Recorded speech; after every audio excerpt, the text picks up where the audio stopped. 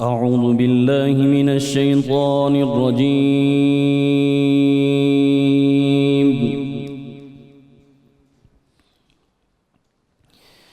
بسم الله الرحمن الرحيم.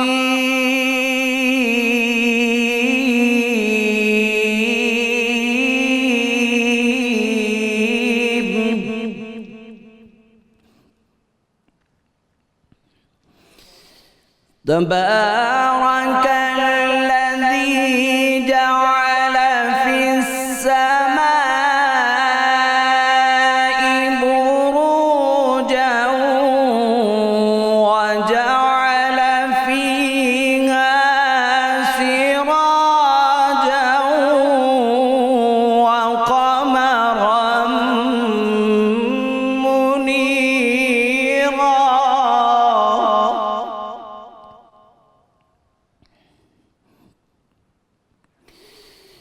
وهو الذي جعل الليل والنهار خلفة لمن أراد أن يذكر أو أراد شكورا.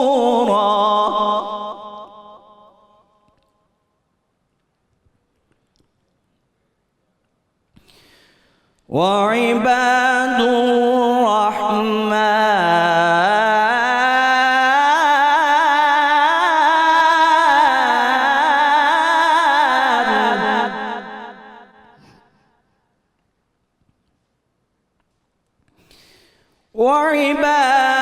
الرحمن الذين يمشون على الأرض هونا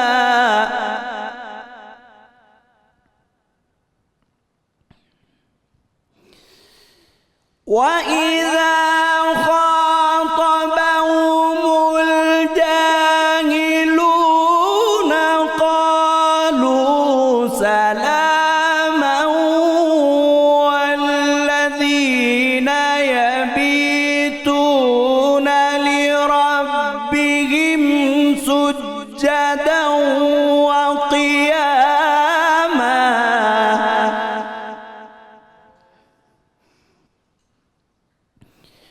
والذين يبيتون لربهم سجدا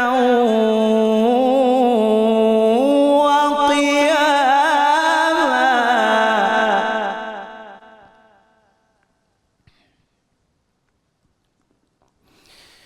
والذين يقولون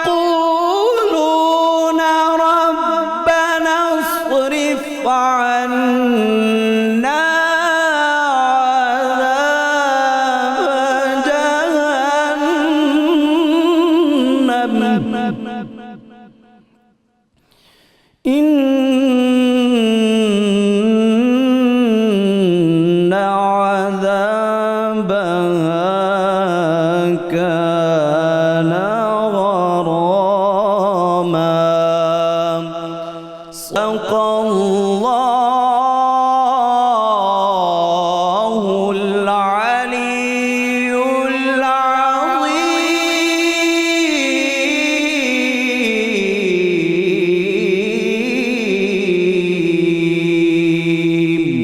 ماشاءاللہ جی ماشاءاللہ. نوجوان قاری جناب قاری محمد عبداللہ تلاوت کلام پاک سے قلوب منور فرما رہے تھے.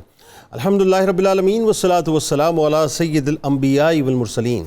اللہم صلی علی سیدنا و مولانا محمد وعلی آلہ واصحابہ وبارک وسلم وصلی علیہ. دنیا کے تمام دیکھنے والوں کو، تمام چاہنے والوں کو، تمام پیار کرنے والوں کو، اور جہاں جہاں تک اس وقت میری آواز کو سنا اور مجھے دیکھا جا رہا ہے، جنید اقبال کی جانب سے انتہائی محبت کے ساتھ السلام علیکم۔ ایک بار پھر ناظرین آپ کو رحمت رمضان کی خصوصی براہ راست نشریات میں افطار کے اس پیارے سے موقع پہ دل کی گہرائیوں سے خوش آمدید کہتا ہوں۔ ناظرین کرام، عدل وہ وصف ہے جسے اپنانے والی قوم سربلندی اور سرفرازی سے ہمکنار ہو جاتی ہے، اور جن معاشروں میں عدل کے دامن کو چھوڑ دیا جاتا ہے وہ معاشرے تباہی اور بربادی سے دوچار ہو جایا کرتے ہیں۔ بڑی اہم ترین باتیں ناظرین آج آپ نے ہمارے ساتھ جڑے رہنا ہے کہ عدل وہ پیمانہ ہے جس سے معاشرے کی اصل صورت پہچانی جاتی ہے، اور عدل کرنے والی اقوام ہی دنیا میں عروج حاصل کرتی ہیں اور ان کے معاشروں میں امن و استحکام پیدا ہوتا ہے۔ اور جن معاشروں سے عدل اٹھ جائے ناظرین، جن معاشروں سے انصاف اٹھ جائے، وہ معاشرے ہر چھوٹے بڑے جرائم کی مکمل آماج گاہ بن جایا کرتے ہیں۔ اسلامی تاریخ ناظرین عدل کی بے شمار مثالوں سے بھری ہوئی ہے۔ سیدنا فاروق اعظم رضی اللہ تعالیٰ عنہ کا یہ تاریخی جملہ کہ اگر دریائے فرات کے کنارے ایک کتا بھی پیاسا مر گیا تو اس کے لیے بھی میں جواب دہ ہوں، یہ مسلم دنیا کے عدل کی روشن ترین مثال ہے۔ ناظرین کرام، تباہی وہاں سے شروع ہوتی ہے جہاں کوئی امیر یا طاقتور ترین آدمی جرم کرے۔ امیر یا طاقتور ترین آدمی جرم کرے، اس کو حاشیے میں ذرا اپنے سماعتوں میں لے لیجئے گا، تو اسے نہ صرف چھوڑ دیا جائے بلکہ اسے اعلیٰ مناصب پر بٹھا دیا جائے، اور اگر کوئی غریب پکڑا جائے تو اس کو سخت ترین سزائیں دی جائیں۔ اور آج ناظرین اس بھیانک ترین تصویر کو ناظرین ہم اپنے معاشرے کے اندر مکمل طور پہ دیکھ رہے ہیں کہ قانون بنایا ہی اسی لیے جاتا ہے کہ قانون کو توڑ دیا جائے، یعنی رشوت دیتے ہوئے اگر پکڑے جاؤ، یعنی رشوت لیتے ہوئے اگر پکڑے جاؤ تو رشوت دے کے چھوٹ جاؤ۔ مالک کائنات نے ناظرین یعنی ایمان کو تاکیداً فرمایا کہ جب بھی لوگوں کے درمیان فیصلہ کرنے لگو تو عدل و انصاف سے فیصلہ کیا کرو، یعنی اگر کوئی حکمران ہے یا منصب قضا پر فائز ہے یا پنچایت کا سربراہ ہے، اسی طرح برادری کا بڑا ہے یا گھر کا سربراہ ہے، کسی فرد کا کسی یوں کہہ لیجئے کہ کسی فرد کا سربراہ ہے یا کسی فرم کا سربراہ ہے ناظرین، تو بھی کوئی بھی شخص کسی بھی جگہ کسی بھی منصب میں بیٹھا ہے، عدل کرنے کی پوزیشن میں ہو تو اسے چاہیے کہ وہ عدل کرے، یعنی اللہ نے اگر اس کو مقام عطا کیا ہے تو اس مقام کے ساتھ، اس منصب کے ساتھ اسے عدل کرنا چاہیے اور اپنے سب آرڈینیٹس کے ساتھ بھی عدل کرنا چاہیے۔ اسی طرح ناظرین انفرادی حیثیت میں عبادات میں عدل، فیصلہ کرنے میں عدل، رشتوں میں عدل، تعلیم میں عدل، لین دین میں عدل، جاب میں عدل، کاروبار میں عدل، بلکہ یوں کہیے کہ عدل بنیادی طور پر وہ امبریلا ہے جس کے سائے میں انسانی زندگی کا پورا نظام کھڑا ہوتا ہے۔ سرکار مدینہ صلی اللہ علیہ وآلہ وسلم نے فرمایا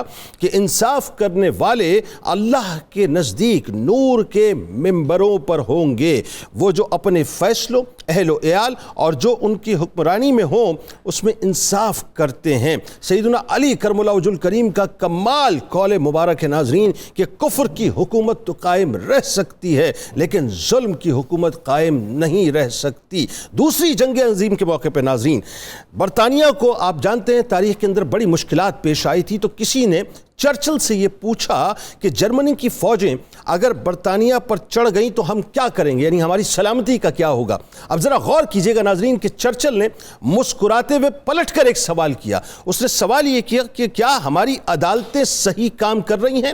جواب ملا کہ ہاں بالکل صحیح کام کر رہی ہیں۔ چرچل نے پھر سوال کیا کہ کیا عدالتوں میں لوگوں کو انصاف مل رہا ہے اور عدالتیں صحیح کام کر رہی ہیں؟ جواب ملا کہ بالکل ایسا ہی ہے کہ بالکل صحیح کام کر رہی ہیں اور لوگوں کو انصاف مل رہا ہے۔ تو چرچل نے کہا کہ پریشان نہ ہو، جہاں نظام انصاف ہوتا ہے وہاں کوئی خطرہ نہیں ہو سکتا۔ ناظرین کرام، جبکہ ہمارا معاملہ ناظرین کچھ اور ہے کہ شرمندگی کی چادر تانے ہوئے world justice project rule of law index کے مطابق گزشتہ سال یعنی 2021 میں پاکستان قانون پر عمل نہ کرنے کے حوالے سے، جملے پہ غور کیجئے گا، پاکستان قانون پر عمل نہ کرنے کے حوالے سے 130ویں نمبر پہ تھا۔ اب آپ سوال یہ کریں گے کہ جنید بھائی 130ویں نمبر پہ تھا تو یہ لسٹ کتنی لمبی تھی؟ تو سن کے آپ انگشت بدندہ رہ جائیں گے کہ یہ لسٹ ٹوٹل 139 ممالک کی تھی، یعنی پاکستان کی تنزلی کا عدل و انصاف کے معاملے میں یہ عالم ہے ناظرین کہ ہم لا قانونیت میں اس وقت ٹاپ 10 کنٹریز کے اندر موجود ہیں۔ یعنی عالم یہ ہے کہ تاریخ ناظرین ہمیں یہ بتلاتی ہے کہ حضرت عمر فاروق رضی اللہ تعالیٰ عنہ کے دور خلافت میں ہر شخص کو تنقید کی نگاہ سے اس طرح سے دیکھا جاتا تھا کہ حق کے معاملے میں اسے فوراً طلب کر لیا جاتا تھا۔ یعنی پوری آزادی بھی دے رکھی تھی لیکن مکمل طور پہ گرپ بھی تھی۔ ایک مرتبہ ناظرین آپ تقریر فرما رہے تھے تو دوران تقریر ایک شخص نے اٹھ کر بارہا آپ کو یہ کہا کہ اے عمر اللہ سے ڈرو، معاذ اللہ، پھر اٹھ کے کہا اے عمر اللہ سے ڈرو، اے عمر اللہ سے ڈرو۔ لوگوں نے ناظرین اسے روکا تو آپ رضی اللہ تعالیٰ عنہ نے آ کر فرمایا کہ یہ لوگ آزادی کے ساتھ اپنی بات نہ کہیں تو بے مصرف ہیں۔ یعنی یہ خلیفہ وقت کے جملے ہیں کہ فریڈم آف اسپیچ ہونا چاہیے اور ہم نہ مانیں تو ہم بے مصرف ہیں۔ یعنی فریڈم آف ایکسپریشن بھی ہونا چاہیے، فریڈم آف اسپیچ بھی ہونی چاہیے۔ اسی طرح ناظرین نظام عدل کے نفاذ کے لیے منتخب بھی ناظرین ان کو کیا جاتا تھا جن کے دامن بے انتہا صاف ہوا کرتے تھے۔ آج تو معاملہ یہ نہ صاحب کہ ہمیں پتہ ہی نہیں ہوتا کہ ہم نے کس کو منتخب کیا ہے یا کس کو ٹکٹ دے کے کھڑا کر دیا جاتا ہے ہماری نمائندگی کے لیے، تو وہ عدل کیا کرے گا؟ لیکن وہاں کیا معاملہ تھا؟ سیدنا عمر فاروق رضی اللہ تعالیٰ عنہ جب کسی صوبے یا علاقے میں کسی کو گورنر وغیرہ منتخب کیا کرتے یا مقرر کیا کرتے تو اس کی عدالت و امانت لوگوں کے ساتھ معاملات کے بارے میں خوب تحقیق کیا کرتے تھے، اس کے اساس چیک کیا کرتے تھے۔ آج تو آف شور کمپنیز کا ہمیں بہت جا کے بعد میں پتہ چلتا ہے، بہت بعد میں جا کے پتہ چلتا ہے کہ وہ شخص کتنا کرپٹ تھا جو کرسی پر بیٹھ کے حکومت کر کے چلا گیا، بہت بعد میں جا کے پتہ چلتا ہے ناظرین۔ وہاں معاملہ یہ تھا کہ اساس سے پہلے چیک کیا جاتے تھے، پہلے مقرر ہونے سے تمام تر نگرانیاں کی جاتی تھی اور جب مقرر کر دیا جاتا تھا اس کے بعد بھی نگرانی کی جاتی تھی اور رعایا کو یہ حکم دیا جاتا تھا کہ میرے حکام یعنی میرے گورنرز میں سے کسی سے کوئی تکلیف ہو یا کسی کی کوئی شکایت ہو تو بے خوف و خطر ہو کہ مجھے اطلاع دیں، میں اس کی جو اکاؤنٹیبلٹی کروں گا۔ یعنی ناظرین آپ اپنے حکام کو ذرا سی بات پر طلب کر لیا کرتے تھے اور ان کی گرفت کر لیا کرتے تھے، یہ ہدایات آپ نے دی ہوئی تھی۔ بلکہ اندازہ کیجئے کہ گورنروں کی تقرری کے وقت ان سے یہ حلف لیا کرتے تھے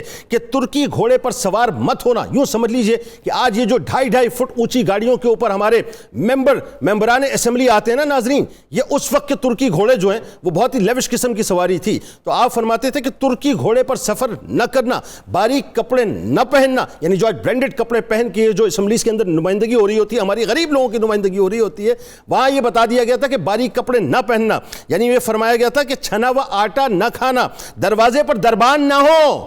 یہ جو پروٹوکولز کی آج گاڑیاں ہماری چلتی ہیں، 50 گاڑیاں آگے پیچھے چل رہی ہوتی ہیں، اس وقت منع کر دیا تھا دروازے پر دربان نہ ہو، یعنی پروٹوکول نہ ہو، اور حاجت مندوں کے لیے ہر وقت دروازہ کھلا رہے، یہ عدل کا نظام تھا۔ یہاں تو آپ کسی کاؤنسلر سے نہیں مل سکتے آج آپ جب تک آپ کے پاس پرچی نہ ہو، وہاں عالم یہ تھا کہ دروازے کھلے رہنے چاہیے۔ قرآن مجید کی ناظرین متعدد آیات میں عدل کرنے کا حکم دیا گیا ہے کہ اور فرما دیجئے کہ میں اس کتاب پر ایمان رکھتا ہوں جو اللہ نے نازل فرمائی ہے اور مجھے حکم ہوا ہے کہ میں تمہارے درمیان عدل قائم کروں۔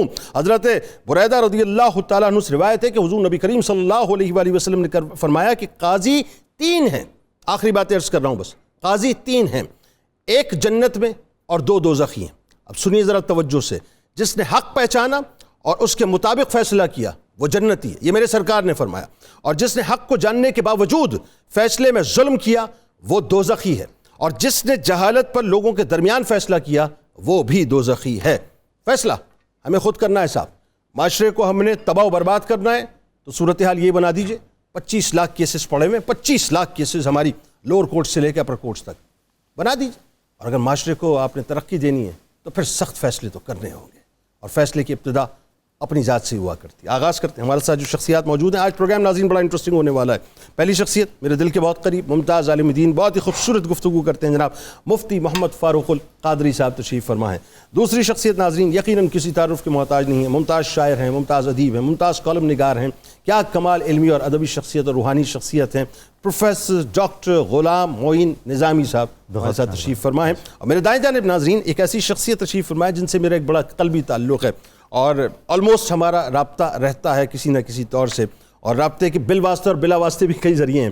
میں اگر یہ کہوں کہ film industry, Pakistan film industry کی شان ہے، پاکستان فلم انڈسٹری کی پہچان ہے، پاکستان فلم انڈسٹری کی جان ہے تو غلط نہ ہوگا کہ 1972 میں ریڈیو پروگرام سے یعنی بزم طلبہ سے آپ نے اپنے کیریئر کا آغاز کیا، وائس آف امریکہ کے لیے بھی کام کیا، ہالی ووڈ کی فلم جو قائد اعظم پہ بنی ناظرین اس میں آپ نے اردو ورژن کی ڈبنگ کی، پھر آپ کی ایک فلم جو بڑی مشہور زمانہ بلاک بسٹر فلم تھی میرا نام ہے محبت، جس نے تقریباً 18 برس تک بزنس کیا اور چائنا میں اس فلم کی وجہ سے ان کا مجسمہ بنا اور آج بھی ان کا مجسمہ وہاں موجود ہے۔ کاش ان کا مجسمہ پاکستان میں بھی بنتا، کاش ان کو پاکستان میں بھی اسی انداز سے خراج تحسین ملتا، لیکن ہم چونکہ ظاہر ہے مردہ پرست لوگ ہیں، لوگ چلے جاتے ہیں تو اس کے بعد ایک ایوارڈ ان کو نظر کر دیتے ہیں۔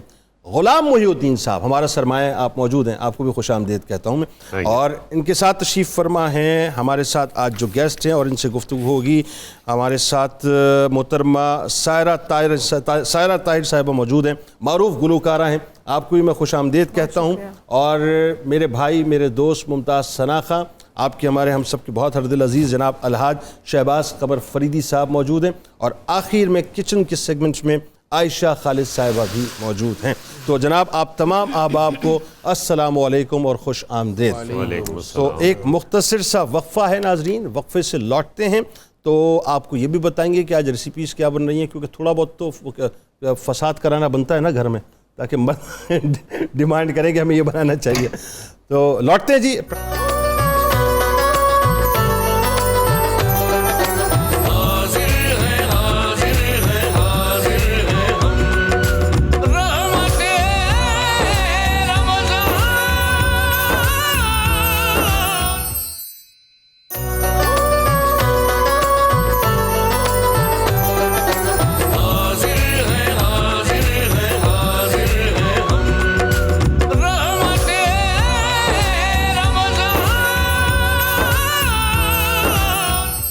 کچن کے محاذ پہ آغاز ہو چکا، یہ بتائیے۔ جی بالکل سر۔ سر آج پھر سے 3 ڈشز کریں۔ سب سے پہلے بنا رہی ہوں میں کباب مسالہ۔ کباب مسالہ؟ جی سر بالکل۔ سیخ کباب بناؤں گی، اس کے بعد اس کو مسالے میں اچھی طرح بٹر کے ساتھ پکاؤں گی۔ وہ مٹن کے کباب ہیں یا بیف کے؟ سر چکن کے۔ چکن کے بنائیں جی، اور اس کے بعد اس کو میں کوئلے کا دم دوں گی۔ بم دیں گے؟ کوئلے کا دم۔ اچھا کوئلے کا دم۔ سر بم نہیں، دم۔ بالکل سر۔ اس کے لیے میں نے 1 کلو قیمہ لیا تھا اور اس کو میں نے لہسن ادرک اور مسالے جس میں ہمارا گرم مسالہ ہے، نمک مرچ ہلدی اور زیرہ ڈال کے میں نے اس کے کباب بنا لیے، اور اس کے بعد میں نے اس کا گریوی بنانے کے لیے میں نے ایک جو ہے وہ 2 ٹمیٹوز لیے، اس کو اچھے سے بلینڈ کر لیا، اور 2 جو پیاز کو اس کو سوتے کیا، لہسن ادرک ڈالا، اس کی پیوری بنائی، اچھے سے اس کو میں نے بھون لیا مسالوں کے ساتھ، جس میں میں نے نمک نظر آ رہا ہے اسکرین پہ۔ جی بالکل۔ اور اب یہ سر میں بٹر کے ساتھ پکا رہی ہوں، اور اس میں نے ہری مرچیں ڈالی ہیں تو یہ دم پہ دہی کے ساتھ پکتا رہے گا، اور بالکل اس کے اینڈ میں اس پہ کوئلے کا دم دے دوں گی۔ جو دوسری ریسپی ہے رس ملائی، کیونکہ اس کو مجھے ٹھنڈا کرنا تھا اچھے سے چل کے، تو میں نے ابھی بریک میں بنا لی۔ تو اس کے لیے میں نے 1 کپ خشک دودھ، 1 انڈا، میٹھا سوڈا یا بیکنگ پاؤڈر 1 چائے کا چمچ اور 3 چمچ آئل کو میں نے مکس کیا اور اس کا ایک مکسر بنا لیا۔ پھر 1 لیٹر دودھ کے اندر الائچی 2، 1 کپ چینی۔ آپ بتاتی جا رہی ہیں سب میری شکلیں دیکھتے ہیں، میری شکل کیوں دیکھتے ہیں، آپ کو کیوں نہیں دیکھتے؟ سر وہ آپ نمائندگی کر رہے ہیں نا میری بھی درد۔ اس کے بعد بادام پستہ اس کے اندر ڈال کے میں نے دودھ کو اچھے سے پکایا، اور اس میں چھوٹے چھوٹے فلیٹ پیڑے سے بنا کے میں نے دودھ میں چھوڑے، جو کہ وہ پھول کے ڈبل سائز ہو گئے، اور اس کو پھر میں نے فریزر میں رکھ دیا۔ تو یہ ہماری رس ملائی بھی ریڈی ہے۔ واہ، رس ملائی بھی بنا رہی ہیں؟ رس ملائی بھی ہے۔ اور جو تیسری ہے، شہباز بھائی نے دیکھ مشارہ کر دیا مجھے۔ میں آپ کی وہ بات کر رہا تھا نا، آپ اشارہ کریں گے کہ پیچھے سے وہ آپ فکر نہ کریں، وہ انڈرسٹوڈ آپ۔ اچھا اور کیا بنا رہی ہیں؟ اور سر مینگو لسی بنا رہی ہوں میں۔ ہاں مینگو لسی، جی بالکل، سیزن کی پہلی مینگو لسی ہوگی ہے۔ جی بالکل سر، آج کل ویسے فروزن بھی مل جاتے ہیں بڑی اچھی کوالٹی کے۔ تو وہ میں نے 1 کپ جو ہے وہ مینگو لیا، اس میں 2 کپ دہی لوں گی، آدھا کپ چینی ہے، 1 کپ دودھ اور 1 کپ برف ہے، اس کو اچھے سے بلینڈ کروں گی۔ افطار سے تھوڑی دیر پہلے بس ہم اس کو بنائیں گے۔ سن کے کتنا ٹھنڈ محسوس ہو رہا ہے، ٹھنڈا محسوس ہو رہا ہے۔ بالکل سر، مینگو لسی پہ تو غالب اور اقبال کا فاتحہ پڑھنا ہوگا۔ بالکل ایسا ہی، بالکل ٹھیک ہے جی۔ اچھا جی آغاز کرتے ہیں، آپ لگے رہیے جی اپنے کاموں میں، اور تھوڑا سا میں چاہتا ہوں ذرا گفتگو کا بھی آغاز کریں۔ آج موضوع جو ہم نے ذرا چھیڑا ہے مفتی صاحب، گو کہ میرا خیال ہے کہ یہ ایک ایسی مرض کی بات ہے کہ اس کا ٹھیک ہونا اللہ ہی چاہے تو ہو، ورنہ صورتحال تو ایسا لگتا ہے کہ نیچے سے لے کے اوپر تک سبھی بگڑ چکی ہے۔ میرا خیال ہے پہلے قرآن کیا کہتا ہے نظام عدل کے حوالے سے، یہاں سے آغاز کریں۔ بسم اللہ الرحمن الرحیم۔ جنید بھائی، دین اسلام پورا نظام حیات دیتا ہے جو انسانوں سے ریلیٹڈ ہے، بالکل ٹھیک، اور کوئی بھی نظام بغیر عدل کے قائم نہیں رہ سکتا۔ ٹھیک، اس لیے ہمارے دین میں عدل کی بڑی امپورٹنس ہے، بالکل صحیح۔ اور ہماری کتاب رشد و ہدایت نے جا بجا مختلف جہتوں سے اور مختلف حوالوں سے اور مختلف اعتبارات سے عدل کا حکم دیا ہے۔ سورہ مائدہ کی آیت نمبر 8 میں اللہ تعالیٰ نے فرمایا یا ایھا الذین آمنوا کونوا قوامین للہ، ایمان والو اللہ کے لیے حق پر کھڑے ہو جاؤ، شہداء بالقسط، انصاف کے ساتھ گواہی دیتے ہوئے، واہ، ولا یجرمنکم شنآن قوم علی الا تعدلوا، کسی گروہ کے ساتھ تمہاری عداوت، تمہارا جھگڑا تمہیں ناانصافی پر مجبور نہ کرے۔ اللہ، یعنی کسی کے ساتھ آپ کی مخاصمت بھی ہے تو بھی آپ ناانصافی کا راستہ اختیار نہیں کر سکتے۔ یعنی آج تو صورتحال ہی بڑی مختلف ہے، ہاں اس پہ بات کرتے ہیں آگے جا کے۔ اعدلوا، اب حکم آ گیا، عدل کرو، عدل کرو، ٹھیک، وَأَقْرَبُ لِلتَّقْوَى، یہ پرہیزگاری اور تقوی کے بہت قریب ہے۔ واہ، ان اللہ واتقوا اللہ، اور اللہ سے ڈرو۔ پہلے عدل کا حکم دیا، پھر ڈرایا، اللہ سے ڈرنا، عدل کے حوالے سے، ٹھیک، انصاف کے حوالے سے، ٹھیک، اس ترازو کو پورا پورا رکھنا۔ ان اللہ خبیر بما تعملون، جو کچھ تم کرتے ہو اللہ کو سب خبر ہے، ٹھیک، لہٰذا تم نے عدل کے ترازو کو پورا پورا قائم کرنا ہے۔ درست، قرآن مجید کے ایک اور مقام پہ اللہ تعالیٰ نے یوں فرمایا ان اللہ یامر بالعدل والاحسان، اللہ تمہیں حکم دیتا ہے کہ تم عدل کے ساتھ کام لو، احسان اور نیکی کے ساتھ کام لو۔ تو ان دونوں آیات کے تناظر میں کل ملا جلا کے بات یہ بنتی ہے کہ ہمارے دین میں عدل قائم کرنا فرض ہے۔ ٹھیک، عدل اور انصاف یہ صرف قاضی کے ساتھ متعلق نہیں ہے، ٹھیک ہے، بلکہ ایک فرد سے لے کر حکمران تک بالکل صحیح، جس جہت میں اور جس زاویے سے عدل کی ضرورت ہے، ہر جگہ عدل کو قائم کرنا فرض ہو جاتا ہے۔ بالکل ٹھیک ہے۔ بات آگے بڑھاتے ہیں ڈاکٹر صاحب، سرکار مدینہ صلی اللہ علیہ وآلہ وسلم کی حیات طیبہ جب ہم دیکھتے ہیں تو آپ کی حیات طیبہ میں ہمیں معاشرے کے اندر عدل کا نفاذ بدرجہ اعلیٰ نظر آتا ہے آپ کے صدقے سے، بتائیے ذرا۔ جی، رسول کریم صلی اللہ علیہ وآلہ وسلم نے اپنی حیات طیبہ میں کوئی ایسا حکم نہیں دیا جس پر آپ نے سب سے پہلے خود عمل پیرا ہو کر نہیں دکھایا۔ اسی لیے تو آپ کے طرز عمل کو قرآن کریم نے اسوہ حسنہ قرار دیا ہے، بالکل ٹھیک، ایسا مثالی نمونہ کہ جس کی اگر ہم پیروی کریں گے تو دنیا میں بھی فلاح پائیں گے اور فوز و فلاح اخروی بھی ہمیں نصیب ہوگا۔ قرآن کریم میں جو رسول اللہ صلی اللہ علیہ وسلم کے توسط سے ہم تک پہنچا ہے، جتنے مقامات پر بھی عدل کا ذکر کیا گیا ہے اور عدل کے مترادفات کا ذکر کیا گیا ہے، اس میں ایک خاص پہلو یہ نظر آتا ہے کہ ہر جگہ اللہ تعالیٰ کی ساتھ ہی ایک ایسی صفت کی طرف توجہ دلائی گئی ہے جیسے خبیر ہے یا بصیر ہے یا سمیع ہے، اوہو، کہ خدا کی پریزنس کو آپ نے باقاعدہ طور پر محسوس کرنا ہے۔ آہا، کیا اچھی بات ہے، واہ واہ واہ واہ، کیا براہ اچھی راست دیکھ رہا ہے آپ کے اس عمل کو، آپ کی نیت میں چھپے ہوئے خلل کو دیکھ رہا ہے، اور اگر آپ عدل پر قائم رہنا چاہتے ہیں، آپ ترازو کو بالکل ٹھیک رکھنا چاہتے ہیں، تب بھی آپ مطمئن رہیے کہ وہ آپ کو دیکھ رہا ہے، واہ، اور اس سے بہتر اجر دینے والا کون ہے؟ کیا اچھی بات ہے۔ نبی مکرم صلی اللہ علیہ وآلہ وسلم تاریخ انسانی کے عادل اعظم ہیں، واہ واہ، یعنی آپ کی جو اخلاق حسنہ ہیں اور آپ کی جو صفات ہیں، واہ، اس میں کوئی معمولی درجے کی صفت نہیں ہے۔ عادل اعظم بھی اور فیصل اعظم بھی، فیصل اعظم، نبی صلی اللہ علیہ وآلہ وسلم نے اپنی ذات سے عدل کا آغاز کیا۔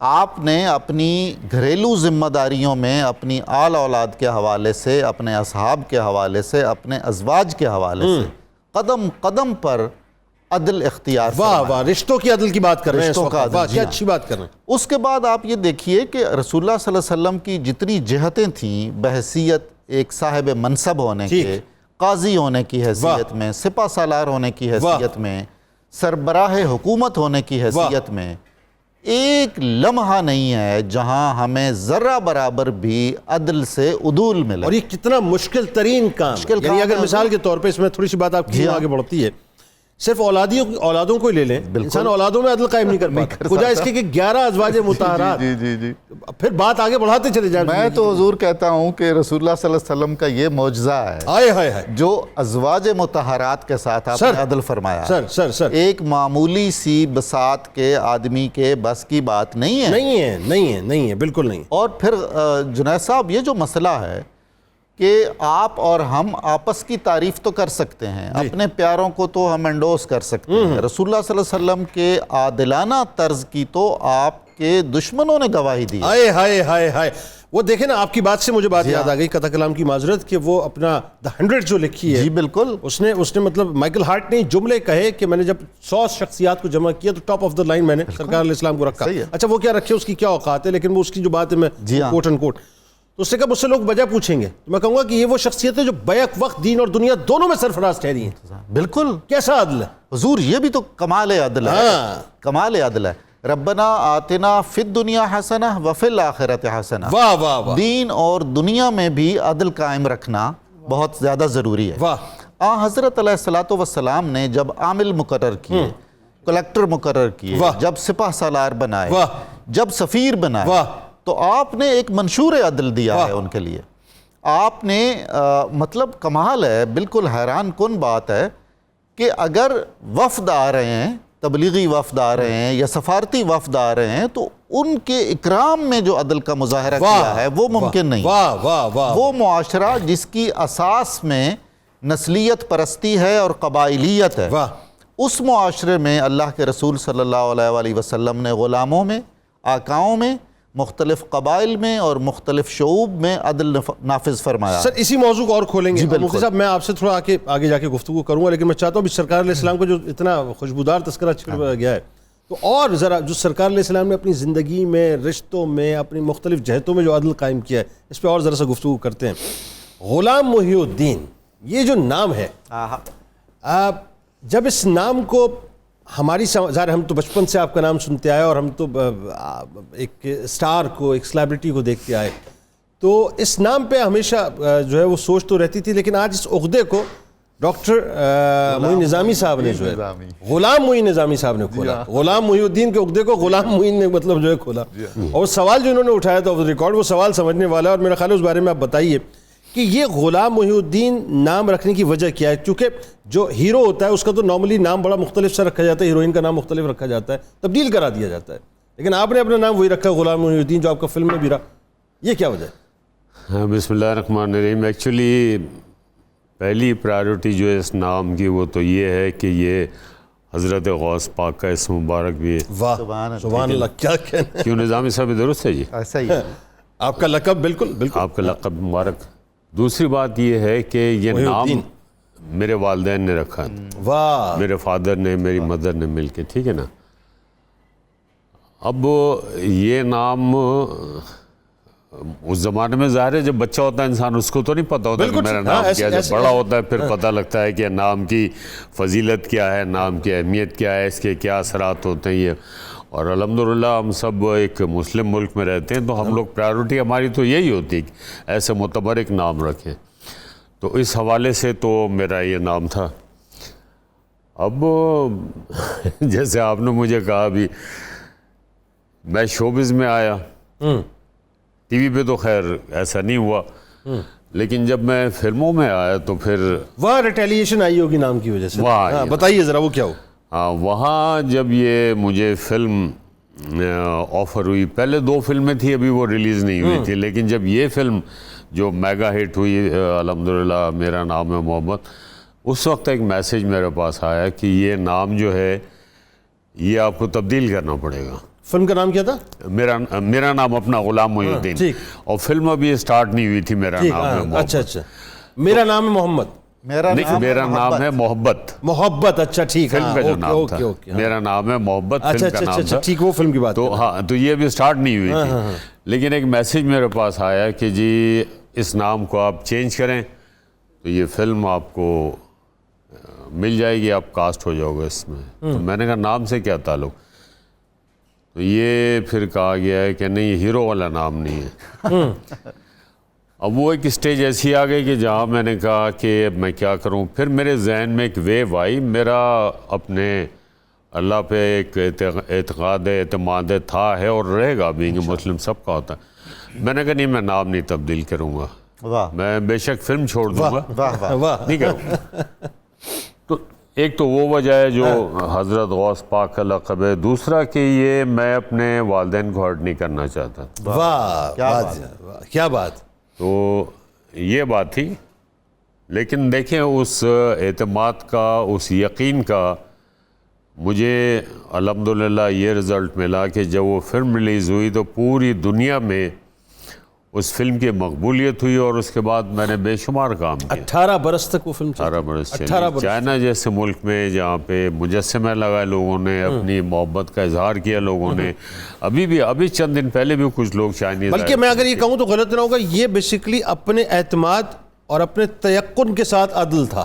بالکل عدل کا, بالکل یہ اپنے تیقن کے ساتھ عدل تھا جو آپ نے اختیار کیا, بالکل. جس نے آپ کو اس منزل پہ پہنچایا. یہ بھی ایک انصاف ہے نا کہ نہیں, میں ناانصافی نہیں کروں. اگر میں نام تبدیل خود ہی کر لیتا اب آپ کے ساتھ تو وہ اپنے والدین کے ساتھ ناانصافی. اچھا, وہ بات وہ ہے نا کہ when there is a will there is a way. بات یہ ہے کہ آپ کھڑے ہو جاتے ہیں نا, آپ اسٹینڈ لیتے ہیں. ایسا ہی ہے. اور وہی بات ہے کہ جب آپ اسٹینڈ اس سوچ سے لیتے ہیں کہ میں بالکل خالی ہوں لیکن میرا رب پہ یقین ہے, تو رب آپ کو کھڑا کر دیتا ہے, پھر آپ کو چلا دیتا ہے. لیکن جہاں ذرا سی بھی ایک کہیں بات آ جائے کہ نہیں کوئی ہے, تو بس پھر وہ آپ کھڑے بھی ہو جاتے ہیں, لیکن وہ کھڑے نہیں ہوتے, آپ لیٹ جاتے ہیں. پھر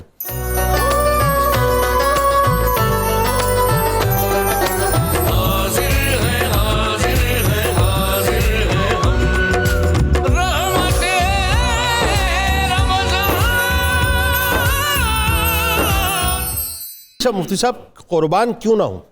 سوال تو یہ ہے نا, جی جی, مطلب یہ جو دعویٰ ہے کہ ایک میں ہی نہیں تم پر, قربان زمانہ ہے. یہ زمانہ جو عقل والوں کا زمانہ ہے اور یہ زمانہ جو دل والوں کا زمانہ ہے, دونوں ہی قربان ہیں.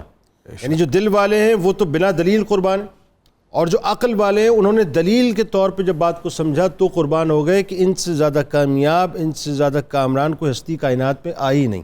کیسا عدل کیا آپ نے رشتوں کے ساتھ, اور کیسا مختلف جہتوں کو آپ نے بتلایا کہ عدل ہوتا بنیادی طور پہ کیا ہے, ذرا بتائیے. اسی سلسلے کو وہیں سے جوڑیں. قربان کی آپ نے بات کی تو اعلیٰ حضرت نے کہا ہے کہ حسن یوسف پہ کٹی آہا مصر میں انگشت زنا, آہا سر کٹاتے ہیں تیرے نام مردان عرب. مردان عرب. حضور جان عالم صلی اللہ علیہ وسلم کے عدل و انصاف کا عالم یہ تھا کہ تاریخ انسانیت میں کسی حکمران نے ایسی عدل کی نظیر پیش نہیں کی. واہ. مستدرک حاکم میں حدیث ہے کہ حضور کی مجلس سجی ہے, آسمان ہدایت کے تارے, صحابہ اکرام بیٹھے. کیا کہنے. ایک صحابی قسم پرسی کی حالت میں تھے, ایک ہی چادر اوڑی ہوئی تھی, آئے ہائے ان کی پیٹھ ننگی تھی. آئے ہائے حضور کے ہاتھ میں چھڑی تھی. آئے ہائے. آپ نے ازراہ محبت بے تکلفی فرماتے ہوئے ان کی پیٹھ پر ہلکی سی چھڑی ٹچ کر دی. آئے ہائے. انہوں نے موقع غنیمت جانا اور انہوں نے عرض کی, یا رسول اللہ مجھے انصاف چاہیے. اللہ اکبر. فرمایا کیسا انصاف؟ کہا جی آپ نے مجھے چھڑی ماری ہے, مجھے اس کا بدلہ چاہیے. اللہ. اب مجھے یہ فرمائیے, کیا آج کے دور کے حکمرانوں میں سے رعایا میں کوئی فرد اس طرح کا سوال, اس طرح کا تقاضا اپنے حکمران کے سامنے اس کے حمایتیوں اور اس کی پارٹی کے ممبرز کی موجودگی میں کر اس کی بریگیڈ کے ساتھ سوال ہی پیدا نہیں ہوتا. تصور بھی نہیں ہے, مار دیں گے. اچھا مار دیں گے. انہوں نے یہ بات کر لی. اور ویسے بھی ہمارے ہاں حکمرانوں کو جب تک وہ منصب پر ہیں عدالت میں طلبی سے استثناء حاصل ہوتا ہے, اسی وجہ سے. لیکن نبی اکرم صلی اللہ علیہ وسلم کے سامنے ایک شخص کھڑا ہے, تقاضا کر رہا ہے, آپ نے کوئی امتیاز کی بات نہیں کی کہ میں وی آئی پی ہوں, حالانکہ کائنات میں آپ سے بڑھ کر امتیازی شان والا ہے ہی کوئی. اللہ اکبر. جس جہد سے بات کی جائے آپ کی ذات اس سے بڑھ کر ہے. اللہ. لیکن آپ نے ایسی کوئی بات. اللہ. انہوں نے کہا جی مجھے بدلہ چاہیے. آپ نے فرمایا لے لو بدلہ. آپ نے پیٹھ اس کی طرف کر دی. انہوں نے کہا نہیں جی ایسے نہیں, میری پیٹھ ننگی تھی, آپ کی بھی پیٹھ ننگی ہوگی تو میرا بدلہ پورا ہوگا. اللہ اللہ. رحمت کونین صلی اللہ علیہ وسلم کا عدل و انصاف کا یہ معاملہ, اور اس وقت سانسیں رکی ہوئی تھی چشم صحابہ فلک کی, دیکھ کر بھی کیا حیران معاملہ تھی. صحابہ اکرام اپنے اپنے انداز میں بڑے غصے کے تیور کا اظہار کر رہے تھے اور گھور کر ان کی جانب دیکھ رہے تھے, لیکن چونکہ سرکار بیٹھے تھے کوئی بول نہیں سکتا تھا. حضور نے کہا اچھا ایسی ہم ایسے کر لیتے. مطلب کوئی حضور نے استثناء یا کوئی خاص امتیازی بات نہیں کی, اپنی پیٹھ مبارک ننگی کر لی. جیسے ہی انہوں نے حضور کی پیٹھ کو ننگا دیکھا, آگے بڑھ کر حضور کی پیٹھ اللہ اکبر اللہ اکبر. کہا یا رسول اللہ میری یہ جرت ہے میں آپ سے بدلہ لوں, آپ کو چھڑی ٹچ کروں؟ اللہ اللہ. میں تو اس کا تصور بھی نہیں کر سکتا, میں تو جسٹ آپ کی پیٹھ چومنا چاہتا. اللہ اکبر اللہ اکبر. یعنی یہ کہیے یہ جذبات میں عدل ہے, یہ بنیاد احساسات کا عدل ہے. عدل حضور کی جانب سے ہے. وہی آپ صلی اللہ علیہ وسلم نے ان کے ساتھ جو ایک ازراہ محبت سلوک کیا, انہوں نے اس کا بدلہ لینا چاہا تو میرے آقا صلی اللہ علیہ وسلم نے عدل اور انصاف کے ترازو کو برابر کیا اور اپنی ذات کو پیش کر دیا. آپ دیکھیے ڈاکٹر صاحب اس میں ایک بات, مدینے کی ایک عورت سرکار علیہ السلام کی بارگاہ میں آتی ہے اور سرکار علیہ السلام کو لے کے چل پڑتی ہے, اور سرکار علیہ السلام جو ہے اس کی بات سن رہے ہیں اور گھنٹوں گزر گئے. حضرت عمر فاروق رضی اللہ تعالیٰ عنہ عرض کرتے ہیں رسول اللہ صلی اللہ علیہ وآلہ وسلم یہ تو دماغی طور پہ بھی صحیح خاتون نہیں ہے. جملہ کیسا کمال آیا, کیا بات ہے کہ میں مدینے میں اس کی کوئی نہیں سنتا, اگر میں بھی نہ سنوں گا تو کون سنے گا, ذرا سوچئے. یعنی کیا عدل کا معاملہ ہے. عدل کے حوالے سے بھی آپ نے ایسا فرمایا ہے کہ اذا لم اکن اعدل من یعدل. جب ذوالخیسرہ نے غنیمت کے مال کی تقسیم کے وقت اعتراض اٹھایا تو حضور نے فرمایا تھا اگر میں عدل نہیں کروں پھر کون کرے گا, روئے زمین پر کون کرے گا. جی ڈاکٹر صاحب. حضور والا میں تو اجازت دیجیے ایک بات کروں پلیز کہ قرآن آپ کے لیے ایریا اوپن ہے. بڑی شکریہ. قرآن کریم میں فرمایا گیا ہے کہ جب تم میں آپس میں کوئی اختلاف پیدا ہو جائے, تنازع ہو جائے, تو اپنے معاملے کو اللہ اور اس کے رسول کی طرف لے جاؤ. کیا گویا یہ معیار عدل ہوا. واہ واہ واہ واہ, کیا اچھی بات. کہاں لے جاتے ہیں اللہ اور اس کے رسول کے پاس؟ ہم تو انگریزوں کے قوانین کی طرف لے جاتے ہیں. سب سے پہلی بات یہ ہے ایسا ہی ہے. اگر یہ ملک اسلام کے نام پر قائم ہوا ہے اور پون صدی گزر گئی ہے تو ہمیں اس ظلم پر جنہوں نے مجبور کیا ہے وہ کون ذمہ دار ہے؟ میں جسٹس نذیر اختر صاحب کا جملہ کوٹ ان کوٹ کر رہا ہوں, جو میرے ہی پروگرام میں انہوں نے کہا تھا. ان کو ان کیپس پہ بھی اعتراض ہے جو منصفین لے کے بیٹھے ہوتے ہیں, پہنے بیٹھے ہوتے ہیں, اس پہ بھی ان کو بڑا اعتراض ہے. انہوں نے کہا جی اس پہ بات ہونی چاہیے, یا اسی برطانوی سامراج کو جو ہے اس کے نظام کو, بلکہ یوں کہیے کہ ان کی سپریمیسی کو اپنے سر کے اوپر تھوپ کے آج تک بیٹھے. ایسا ہی ہے. اچھا, رسول اللہ صلی اللہ علیہ وسلم نے اپنی نور نظر لخت جگر حضرت فاطمہ کا نام ایک جملے میں لے کر جو عدل کی مثال قائم فرمائی ہے اس کی نظیر بھی نہیں ملتی ہے. ایک عدل یہ ہے, اور عدل نبوی یہ ہے, اور عدل اسلامی یہ ہے کہ وہ جزوی نہ ہو, وہ امتیازی نہ ہو, وہ ناقص نہ ہو, اور وہ تاخیر سے نہ ہو. واہ کیا اچھی بات ہے, کیا وہ عدل کامل ہو. Justice delayed justice denied. جی بالکل. تو وہ ایک بڑے قبیلے کی خاتون سے کوئی چوری سرزد ہو گئی تو بہت زیادہ سفارشیں آئیں. رسول اللہ صلی اللہ علیہ وسلم ناجائز سفارش سب سے زیادہ آپ کو ناپسند چیز تھی, جس پر اب ہمارا مدار ہے. حتیٰ کہ اس قبیلے والوں نے آپ کے ایک محبوب حضرت زید بن حارثہ کو اس پر قائل کر لیا کہ وہ سفارش کریں. غالباً حضرت اسامہ کو بھی, حضرت اسامہ کو بھی. جی ہاں. تو جناب یہ ساری سفارشیں سن کے رسول اللہ صلی اللہ علیہ وسلم نے فرمایا کہ اس خاتون پر اگر جرم ثابت ہو گیا ہے تو اس پر سزا نافذ ہوگی. اگر فاطمہ بنت محمد سے بھی یہ جرم سرزد ہوتا تو اس پر بھی سزا لاگو ہوتی. اب جناب آپ دیکھ لیجئے کہ ایک غریب آدمی تو پہلے دن پکڑا جاتا ہے, اور جو مگر مچھ قسم کے لوگ ہیں معاشروں میں, مختلف ملکوں میں اور مختلف معاشروں میں, کوئی ان کو پوچھتا نہیں ہے. ہم لوگوں نے 80 سال سے بعض مقدمات چل رہے ہوتے ہیں, 3-4 نسلیں اس میں مر چکی ہوتی ہیں. جب چاہتے ہیں جس مقدمے کا جلدی فیصلہ کرنا چاہیں اس کا جلدی فیصلہ کر لیتے ہیں۔ 25 لاکھ کیسز پینڈنگ میں، جی بالکل 25 لاکھ کیسز لوور کورٹ سے لے کے اپر کورٹ تک۔ رسول اللہ صلی اللہ علیہ وسلم نے جھوٹی گواہی پر جو وعید فرمائی ہے اللہ اکبر، اس کے جہنمی ہونے کا اور خدا کے غضب کا نشانہ بننے کا، کتنی گواہیاں سچی ہوتی ہیں ہمارے 50 روپے پہ قرآن اٹھا کے لوگ گواہی دیتے ہیں، 50 روپے کے اوپر لوگ باہر کھڑے ہوتے ہیں اس معاملے میں۔ جی تو یہ جو نظام عدل ہے یہ ایک کھوکھلا نظام عدل ہے، ٹھیک، ہمیں اس کو رسول اللہ صلی اللہ علیہ وسلم کے اسوے کے قریب لے جانے کی کوشش کرنی اس چاہیے۔ پہ بات کرتے ہیں، اس پہ بات کرتے ہیں، اور پھر ظاہر ہے خلفائے راشدین کے ادوار بھی ہیں، اس پہ بھی بات کرنی ہے۔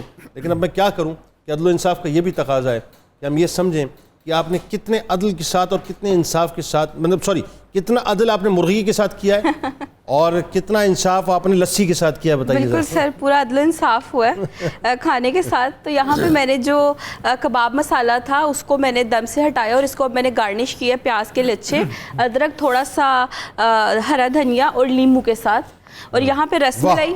سر بات دیدار کیجئے نا آپ، ہاں یہ دیکھیں نا، بالکل یہ ہماری بہن عائشہ اتنی محنت کرتی ہیں، کھانے والوں کو بھی انصاف کرنا پڑے گا، انصاف کرنا پڑے گا۔ جی جزاک اللہ سر۔ افطاری کے بعد انصاف ہو۔ جی آپ رک کیوں جاتی ہیں؟ سر نہیں، میں اپنی تعریفیں سن رہی ہوں۔ آپ کے جلسے میں کوئی بم نہیں پھاڑا، آپ جاری رکھیے۔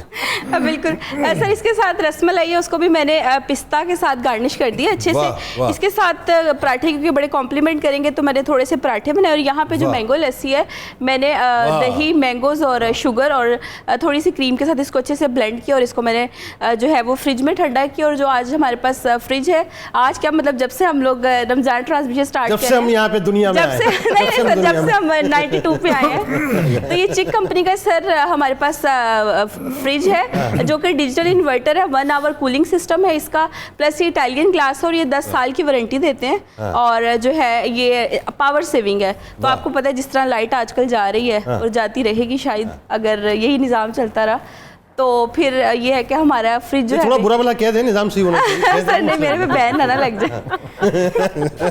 چل ناظرین، جا کے لوٹ کے واپس آتے ہیں۔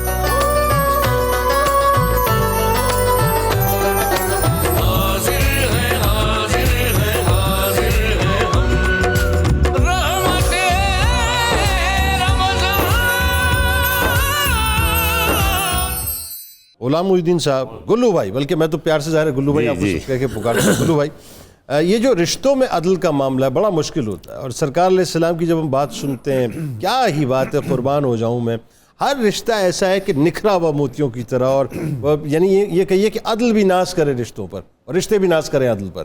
بتائیے آپ کا جو رشتوں کا معاملہ ہے کس حد تک عدل کر پائے، کس حد تک عدل کا دامن تھام کے رکھا، خاص طور پر ماں باپ کے ساتھ؟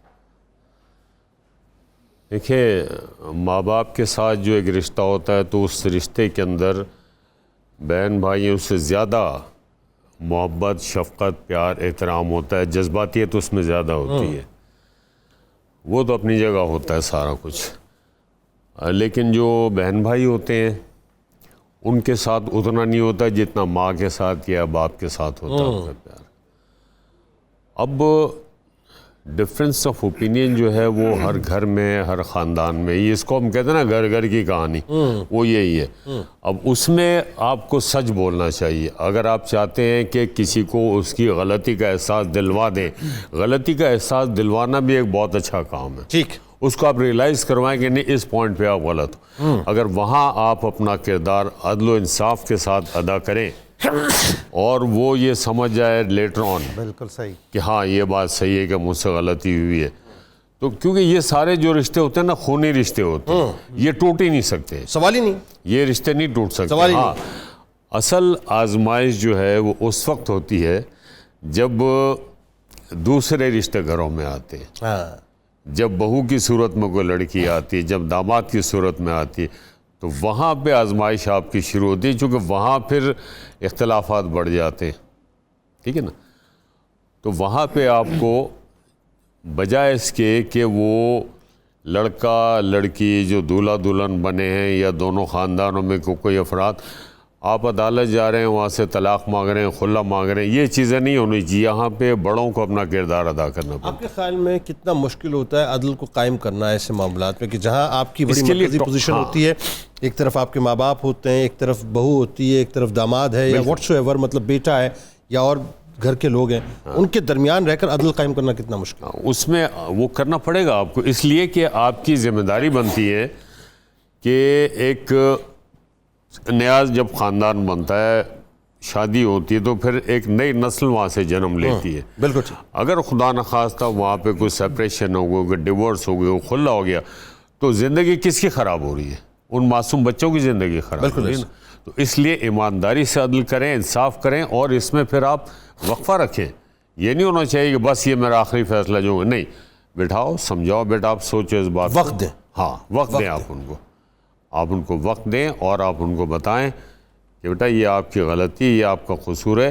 آپ کے پیرنٹس نے بھی آپ کو سمجھایا, ہم بھی آپ کو سمجھا رہے ہیں, کیونکہ نئی جنریشن جو ہے, نئی کیا پرانی, میں نے دیکھا کہ غصہ بہت ہے, ٹالرنس نہیں ہے, اور ایک عجیب سا ماحول ہمارے معاشرے میں ڈیولپ کر رہا ہے. میرے جتنے دوست ہیں وکلا حضرات, وہ کرتے ہیں, کہتے ہیں کہ جی ہمارے پاس تو آج کل زیادہ کیسز جو آ رہے ہیں خلے کے آ رہے ہیں. اچھا, یہ جو بات کر رہے ہیں یہ فلو بھائی, ڈاکٹر صاحب یہ بات ایسی ہے, میں کسی اور موضوع پہ آپ سے بات کرنا چاہ رہا تھا, لیکن یہ بات بہت اہم ہے, میرا خیال ہے اس بات پہ آپ جیسی بزرگ شخصیت کا کامنٹ آنا بہت ضروری ہے, اور یہ لوگوں کے ظاہر ہے گھروں کا مسئلہ ہے. رشتوں کے اندر توازن قائم کرنا, جیسے ہم نے سرکار علیہ السلام کی بات کی, ہمارے معاشرے کے اندر آج مصیبت یہ ہے کہ ہم عدل قائم نہیں رکھ سکتے صحیح طرح سے. ہم یا تو کسی کی طرف ہمارا جھکاؤ زیادہ ہو جائے گا یا کم ہو جائے گا. وہی بات ہے کہ خلا کے کیسز بڑھ رہے ہیں, طلاق کے کیسز بڑھ رہے ہیں, گھر جو ہے تباہ ہو رہے ہیں. رشتوں میں کس حد تک عدل قائم کرنا چاہیے ہمیں, کیسے کرنا چاہیے, یہ بھی بتائیں. رشتوں میں بھی عدل بالکل اسی طرح قائم کرنا ضروری ہے جس طرح زندگی کے باقی شعبوں میں. اللہ نے اور اس کے رسول نے بھی یہی تاکید فرمائی ہے, اور یہ بہت مشکل کام ہے, یہ ہے پل صراط پہ چلنا. لیکن مسئلہ یہ ہے کہ اگر ہم اللہ سے مدد مانگیں اور صدق نیت سے کوشش کریں تو مشکلیں آسان ہو جاتی ہیں. بالکل صحیح. ہمیں پوری کوشش کرنی چاہیے دیانتداری سے. فرض کریں جی 2 فریق ہیں, دونوں فریق میرے آنکھوں کا نور ہیں, تو مجھے کسی کی طرف جھکنا نہیں چاہیے. واہ, کیا اچھی بات کہی آپ نے, کیا اچھی بات. میں کیسے کر سکتا ہوں کہ جی میری ایک آنکھ نہ ہو, میں ایک آنکھ پہ گزارا کر لوں گا, وہ 2 آنکھوں کا نور سمجھنا بھی ہوگا. بالکل ایسا ہی ہے. مولانا جلال الدین رومی کو یہ مسئلہ درپیش ہوا تھا. اچھا. ان کے سب بڑے صاحبزادے اور ان کی بہو میں تنازع پیدا ہو گیا. اچھا. تو مولانا روم نے سیدھا بہو کی سائیڈ لی. اچھا, کیا اچھی بات ہے. کمال. اور سسر کی حکمت ہونی ہی چاہیے بالکل کہ وہ بہو کی طرف رہے. بالکل.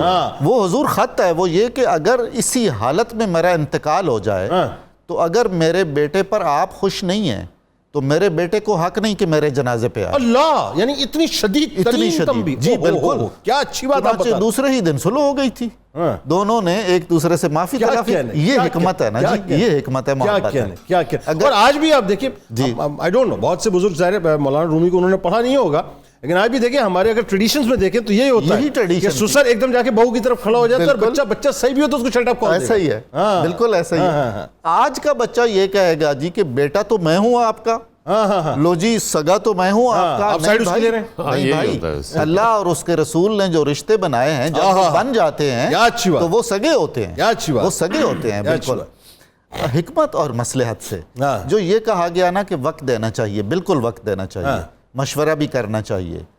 کچھ تھوڑا سا وقت گزرنے سے اور سارے پہلو سامنے رکھنے سے مسئلہ بہتر ہو سکتا ہے. واہ.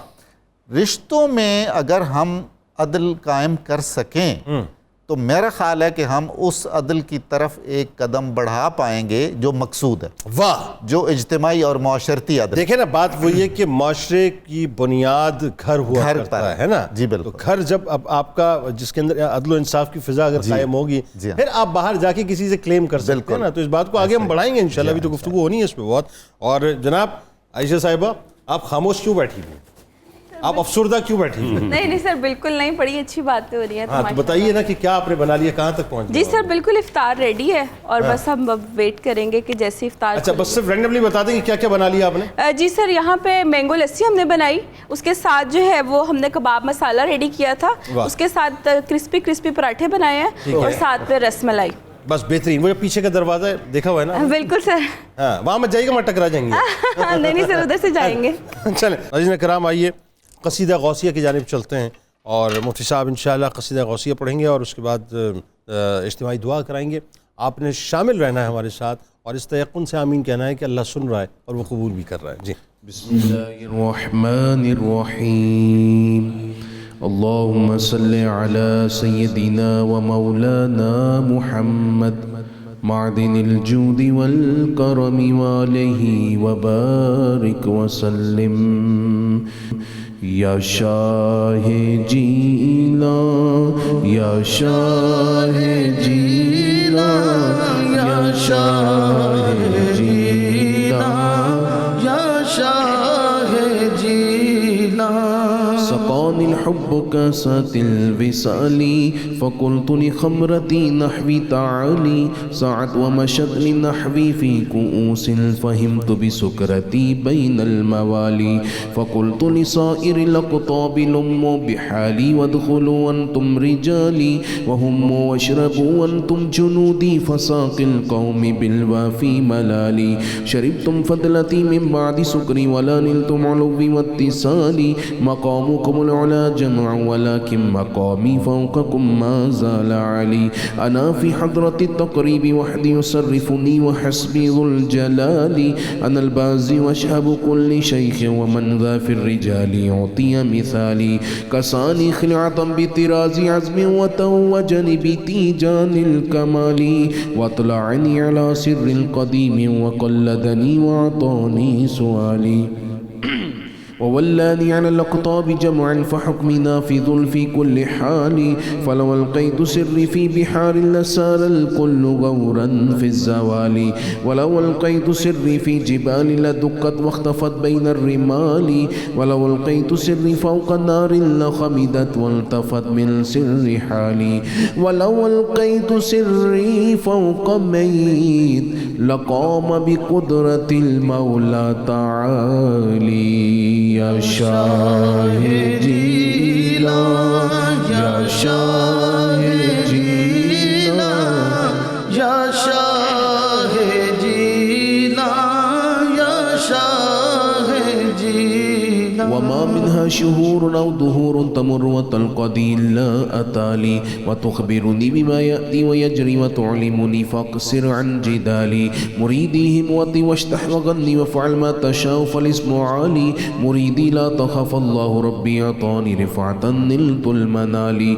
طبولي في السماء والأرض دقت وشوس سعادتي قد بدالي نظرت إلى بلاد الله جمعا كخردلة على حكم اتصالي بلاد الله ملكي تحت حكم وقتي قبل قد صفالي وكل ولي له قدم إني على قدم النبي بدر الكمال مريدي لا تخواش فإني عزوم قاتل عند القتال أنا الجيلي محي الدين اسمي وعلامي على رأس الجبال أنا الحسن والمخضع مقامي وأقدامي على عنق الرجال وعبد القادر المشهور اسمي وجدي صاحب العين الكمال تقبلني ولا تردد سؤالي أغثني سيدي انظر بحالي يا شاه جيلان يا شاه جيلان يا شاه جيلان يا شاه جيلان يا الله يا رحمن يا رحيم يا رزاق يا سلام يا حي يا قيوم يا مسبب الأسباب يا ذا الجلال والإكرام الحمد لله رب العالمين والصلاة والسلام على سيد المرسلين. اے رب العزت، اے پروردگار عالم، اے کن فیکون کے مالک، ہم سب کے روزے اپنی جناب میں قبول فرما. افطار کے وقت قبولیت کی گھڑیاں ہیں، ہمارے ماں باپ کی بخشش کرتے. اے اللہ، ہمارے تمام ناظرین ان کے اہل و عیال میں جو بیمار ہیں سب کو شفائے کامل عطا فرما. اے پروردگار عالم، اپنے فضل اور مہربانی کی نظر فرماتے ہوئے ہمارے وطن عزیز سے ہر قسم کے بحران کا خاتمہ کر دے۔ اے اللہ ہمارے ملک میں جو عدم برداشت کا رویہ پروان چڑھ گیا ہے، جو تہذیب اور شائستگی دم توڑ رہی ہے، اپنے فضل سے اے اللہ برداشت، تحمل، ایک دوسرے کا احترام، اختلاف رائے کو برداشت کرنے کا جذبہ اور تحمل نصیب فرما دے۔ اے اللہ ہمارے ملک کو سربلندی اور عزت دے دے، ہمارے اداروں کو محفوظ اور مستحکم کر دے۔ اے اللہ کریم فلسطین، خصوصاً مسجد اقصی اور وہاں کے تمام مسلمانوں کی حفاظت فرما۔ اسرائیلی بربریت اور مظالم کا نشانہ بننے والوں کی مدد فرما۔ اسرائیل کو خائب و خاسر کر دے، تمام مذموم ارادے رکھنے والوں کو اپنے ارادوں میں ناکام کر دے، اپنے حبیب کے غلاموں اور اپنے حبیب کی امت کی غیبی مدد فرما دے۔ خصوصاً میرے مالک ہمارے تمام ناظرین کے دسترخوانوں میں برکت دے دے، ان کے رزق میں اضافہ کر دے، سب کے بچوں کو بچیوں کو روشن مستقبل دے دے، سب کے بچوں بچیوں کی طرف سے ٹھنڈی ہواؤں کے جھونکے دے دے، نیک رشتے دے دے، جن کے رشتے ہو گئے شادیوں کے وسائل دے دے، جن کی شادیاں ہو گئیں ان کو سسرال میں عزت دے دے، اور جن کے رشتے کے درمیان کچھ اختلافات اور رنجشیں پیدا ہو گئیں ان کے دل ملا دے، ان کو ایک دوسرے سے جوڑ دے۔ جو خلا تک اور رشتہ ٹوٹنے تک بڑھ چکے ہیں اے اللہ انہیں بھی ہدایت دے دے، انہیں ایک دوسرے کی طرف واپس آنے کی توفیق دے دے۔ اے اللہ بے اولادوں کو اولاد سے نواز دے، مقروضوں کے قرضے اتار دے۔ اے اللہ جو کرائے کے گھروں میں رہتے ہیں ان کو اپنے گھر عطا کر دے۔ اے اللہ مسافروں کی خیر کر دے۔ اے میرے مالک آنے والی ہر مصیبت سے ہم سب کو بچانا۔ اے اللہ ایسا رزق دینا جو تیری راہ میں خرچ ہو، ایسی صحت دے جو تیری عبادت پر کمر بستہ کر دے، ایسا علم دے جو تیرے اور تیرے حبیب کا باادب بنا دے، اور اے میرے مالک آنے والے وقت میں عزتیں قائم رکھنا۔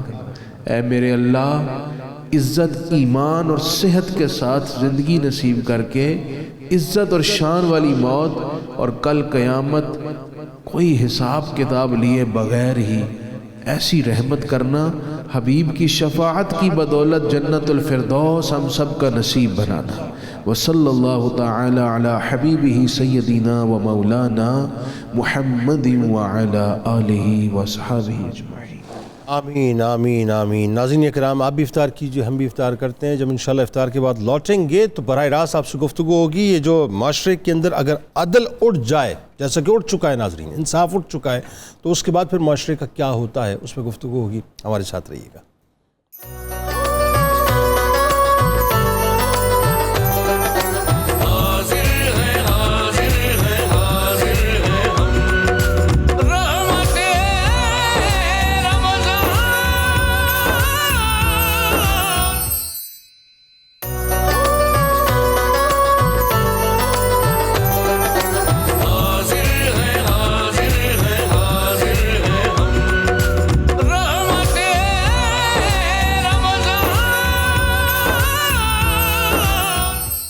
خوش آمدید خواتین و حضرات، ایک بار پھر میں حاضر خدمت ہوں، اور موضوع بڑا اہم ہے کہ آج نظام عدل کی ناظرین بہت ضرورت ہے، نظام انصاف کی بہت ضرورت ہے، اور اسلام کا نظام عدل کیا ہے اس کو سمجھنے کی بھی بہت ضرورت ہے، اور کاش کاش کاش کاش ہم یہ سمجھ سکیں کہ ہماری کامیابی کا راستہ وہی نظام عدل ناظرین۔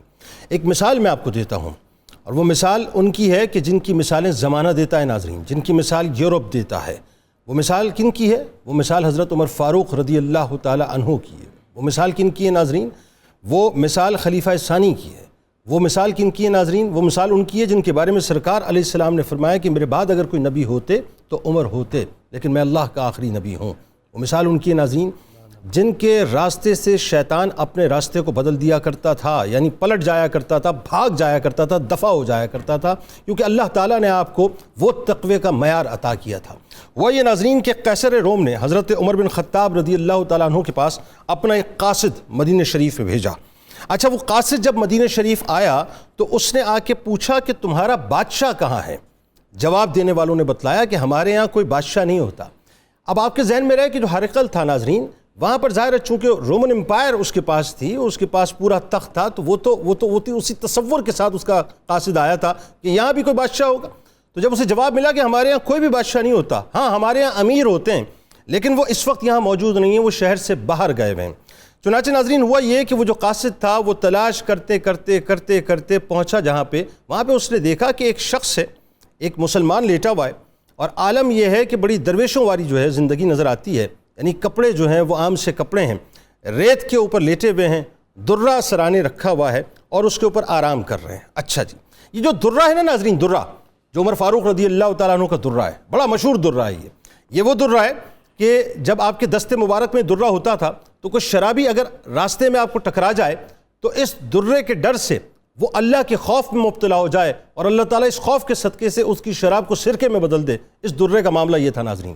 اس درے کا معاملہ یہ تھا کہ جس وقت مدینہ شریف میں زلزلے کی کیفیت آئی ناظرین اور زمین لرزنا شروع ہوئی تو عمر فاروق رضی اللہ تعالیٰ عنہ نے اپنا درہ زمین پر مار کر یہ جملہ فرمایا تھا کہ اے زمین تو تھمتی کیوں نہیں ہے؟ کیا تیرے اوپر عمر اس وقت انصاف کرنے کے لیے موجود نہیں ہے؟ یہ کیفیت تھی ناظرین، یہ طاقت تھی اس درے کی اور یہ طاقت تھی اس انصاف کی اور عدل کی اور اس ہستی کی. بہرحال وہ ایک چھوٹی سی لاٹھی تھی ناظرین جو ہر وقت اپنے پاس رکھتے تھے اور نہی عن المنکر کے لیے اس کو استعمال کیا کرتے تھے.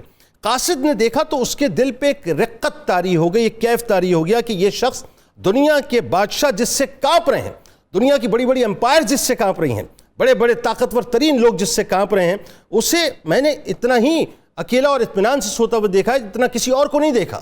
پھر اس نے ایک تاریخی جملے کہا ناظرین، وہ تاریخی جملے وہ ہیں کہ کاش آج کے حکمرانوں کو، پھر میں عرض کروں گا، جو میوزیکل چیئر کے ارد گرد رقص کر رہے ہیں، کہیں گورنری چاہیے تو کہیں کچھ چاہیے تو کہیں کچھ چاہیے تو کہیں صدارت چاہیے تو کہیں وزارت عظمیٰ چاہیے تو کہیں وزارتیں چاہیے تو کہیں مشیران کے صف میں نام آ جائے. ارے صاحب صرف اس بات کو سمجھ لیجئے، بات ساری سمجھ آ جائے گی. اللہ تعالیٰ عزت بھی دے دے گا، توقیر بھی دے دے گا، حکومت بھی دے دے گا اور نام بھی دے دے گا، اور وہ نام کے رہتی دنیا تک نام رہے گا. کیا تاریخی جملے اس نے کہا؟ اس نے کہا کہ اے عمر، تم نے انصاف کیا اس لیے تم سکون میں ہو، تم نے انصاف کیا اس لیے تم سکون میں ہو اور اطمینان میں ہو، تم نے انصاف کیا اس لیے تم سکون اور اطمینان میں ہو، اور دنیا کے بادشاہ ظالم ہیں اسی لیے وہ خائف بھی ہیں اور ان کی نیندیں بھی اڑی ہوئی ہیں. یہ جملہ ناظرین پیمانہ ہے سمجھنے کا کہ جو انصاف کرتا ہے، عدل کرتا ہے، وہ سکون میں رہتا ہے، اور جو کسی نہ کسی طور سے ظلم کرتا ہے اس کی نیندیں بھی اڑی رہتی ہیں اور وہ اپنی حکومت کے آنے اور جانے کے حوالے سے خائف بھی رہتا ہے. اللہ تعالیٰ ہمیں عقل سلیم عطا کرے. آغاز کرتے ہیں. دو شخصیات ہمارے ساتھ موجود ہیں، یقیناً کسی تعارف کی محتاج نہیں. پہلی شخصیت میرے بائیں جانب ممتاز عالم دین، میرے دل کے بہت قریب، بہت حسین گفتگو کرتے ہیں، جناب مفتی محمد فاروق القادری صاحب. اور دوسری شخصیت میرے دائیں جانب ممتاز ماہر تعلیم جناب ڈاکٹر فرحان خان عباسی صاحب. دونوں اب آپ کو ایک بار پھر خوش آمدید. السلام علیکم. مفتی صاحب، اس سے قبل کہ ہم بات کا آغاز کریں، ایک سوال جو اس وقت بہت سرکولیٹ ہوا ہوا ہے اور وہ کلپ بھی بہت سرکولیٹ ہوا ہوا ہے، اس میں سنن ابی داؤد کا جو حوالہ دیا جاتا ہے حدیث کا، جس کا مفہوم کچھ یوں ملتا ہے کہ تم میں سے کسی شخص کا ہاتھ کھانے میں ہو اور آذان شروع ہو جائے تو وہ اپنا کھانا کھا لے.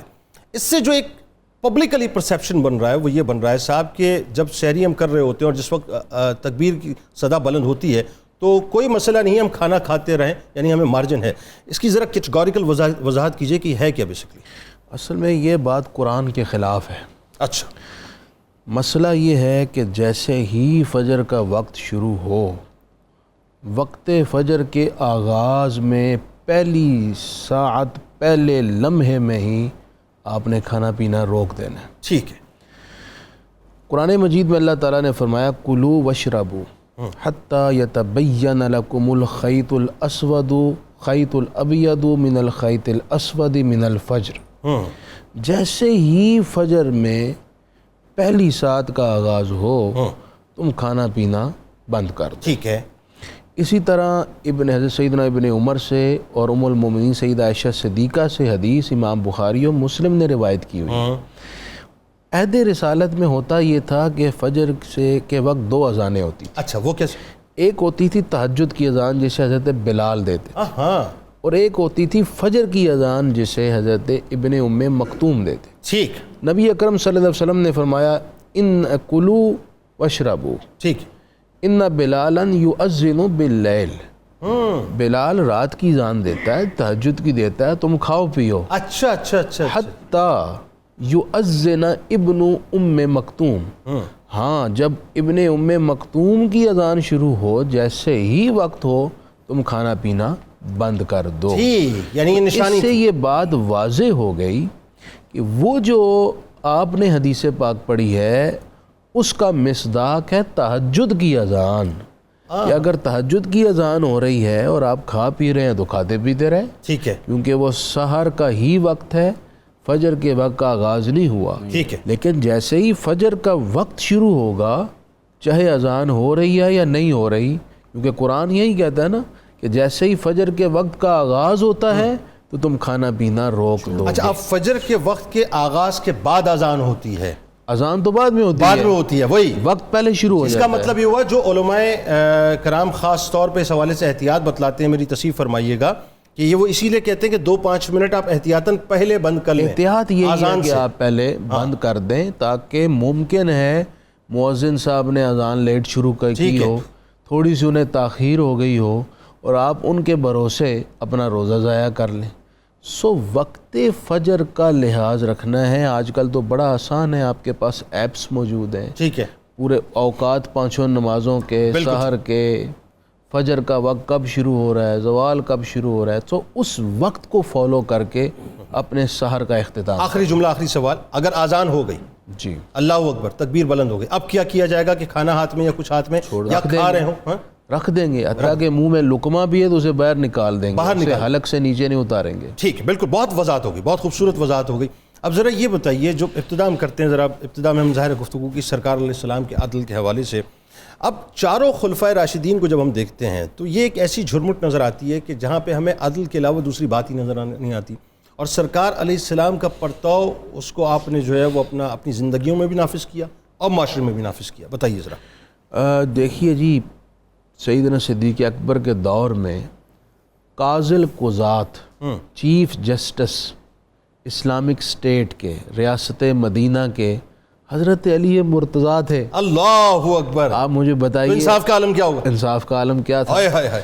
پھر حضرت عمر کے دور میں بھی حضرت علی تھے, حضرت عثمان غنی کے دور میں بھی حضرت علی چیف جسٹس. اللہ اکبر. اسلام عدل کا بول بالا تھا.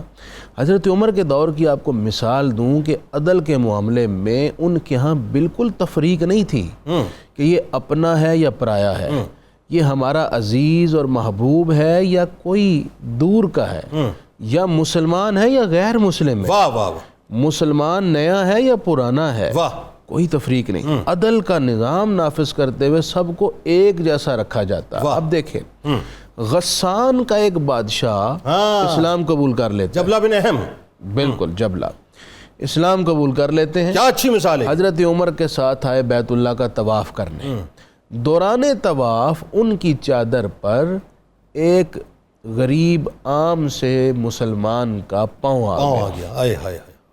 جبلہ نے یہ دیکھا تو ابھی تک ان میں وہ بادشاہ والی کر و فر موجود تھا. انہوں نے کھینچ کے ان کے گال پر تھپڑ مارا.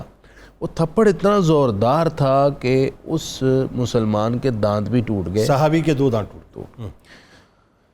وہ حضرت عمر کے پاس آئے, اپنی ساری رویداد سنائی, اپنی تکلیف بیان کی کہ میرے ساتھ یہ کیا گیا ہے. حضرت عمر نے جبلہ کو بلا لیا اور انہیں کہا کہ آپ نے یہ کیا ہے. انہوں نے اقرار کیا, جی ہاں میں نے اس کو تھپڑ مارا ہے, اور یہ اگر حرم کے اندر نہ ہوتا, جان سے مار دیتا ہوں, ورائے حرم ہوتا تو میں اس کو جان سے مار ڈالتا. اس کی جرت کیسے ہوئی میری چادر کے اوپر پاؤں رکھنے کی. حضرت عمر رضی اللہ تعالیٰ نے فرمایا, بھائی یہ ہے اسلام, یہاں پر چھوٹے بڑے کی تفریق نہیں ہے. اب آپ کو اس کا جواب دینا پڑے گا. اب قصاص کے طور پر یہ شخص بھی آپ کو ایسے ہی تھپڑ مارے گا, اور اتنا ہی زوردار مارے. تو اس نے کہا, جی مجھے آپ 1 دن کی مہلت دیں, پھر میں آ کے آپ سے اس بارے میں اظہار خیال کرتا ہوں. حضرت عمر رضی اللہ تعالیٰ نے اس شخص سے پوچھا, کیا آپ مہلت دیتے ہیں؟ کیونکہ مدعی آپ ہیں. اس نے کہا, جی میں 1 دن کی مہلت دینے کو تیار ہوں. اس نے مہلت کے بہانے وہ یہاں سے بھاگا, شام پلٹ گیا اور دین حق اسلام چھوڑ گیا. لیکن حضرت عمر نے اس حوالے سے کمپرومائز نہیں کیا. عدل کے معاملے میں اسلام اتنا سخت ہے, یہ کسی کی پرواہ نہیں کرتا. اور یہی میرا خیال ہے یہی لیکنگ ہے. ہم جو بنیادی طور پہ ہم نے میں عموماً کہتا ہوں کہ ہم نے ایک جو کاکٹیل سوسائٹی بنا دی ہے کہ برطانوی سامراج کے قوانین کو ہم نے اپنے قوانین کے ساتھ مرج کر کے اتنی لینینسی پیدا کر دی ہے. پھر اس پہ ظاہر ہے ستم بالائے ستم یہ کہ یورپی یونین کا خوف، تو کبھی ہم پھانسی دینے کا فیصلہ مفتی صاحب کرتے ہیں، کبھی اس کو معطل کرتے ہیں. ایسا ہی ہے نا، کبھی FATF کا جو ہے مطلب خوف ہمارے اوپر کہ جی یہاں پر ان سزاؤں کو جو ہے وہ ڈیلیوٹ کر دیا جائے، اس کو ہلکا کر دیا جائے. تو بات یہ خوف میں زندگی نہیں گزرتی، پھر خوف میں آپ غلام ہی بنتے ہیں، دوسری بات نہیں ہوتی. ذرا یہ بتائیے کہ جو عدل کے نفاذ کے حوالے سے جب ہم بات کرتے ہیں، خاص طور پہ حکمران طبقے کی جو پہلا کام، اور پھر منصفین کی جو ہم بات کرتے ہیں، کیا کیا ذمہ داریاں ان پہ عائد ہوتی ہیں، ایک بات. دوسرا جو مسلم پولیٹیکل فلسفی ہے، عدل کا تصور اس میں کیا ہے؟